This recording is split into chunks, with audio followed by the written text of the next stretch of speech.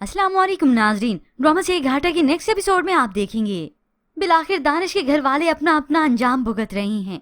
दानिश की माँ बेटे के मर जाने के बाद तो पागल हो ही चुकी है और नानी को भी सजा मिल गई, वो तो बोल ही नहीं सकती। और वहाँ पर हमजा की वालदा जो अपने बेटे की सेहत को लेकर परेशान है, सिर्फ इसीलिए कि वो रानी के बिजनेस को संभाले हुए है। बल्कि वो तो हमजा की शादी भी करवाना चाहती है और लड़की देखना चाहती है। उन्हें रानी अभी भी नजर नहीं आई, बल्कि वो देखना चाहती नहीं। यहाँ साजिदा बेगम के पास आई तो वो सारा हाल देती है रानी का कि किस तरह से उसके जहन पर, उसकी सेहत पर बहुत बुरा असर पड़ा है। वो तो रातों को भी उठकर डर कर बैठ जाती है। दानिश ने उसे इतना टॉर्चर किया है कि वो हर वक्त ही परेशान रहती है। तो हमजा की वालदा यही मशवरा देती है कि वो बस समझाती रही अपनी बेटी को।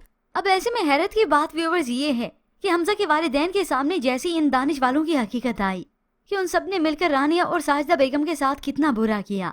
जितना रिएक्शन होना चाहिए वैसा हुआ नहीं। वो तो ऐसा रिएक्ट कर रही है जैसे ये सब कुछ नॉर्मल ही था। खैर व्यूअर्स, अब रानी जो कि अपने पैरों पर खड़ी होना चाहती है, हमजा उसे लिफ्ट देता है और वही उसे ऑफिस लेकर आया। और ऐसे ही रानी को मालूम हो गया कि हमजा ने उसके बिजनेस को कितना संभाला है। वही है जो सब कुछ देख रहा है।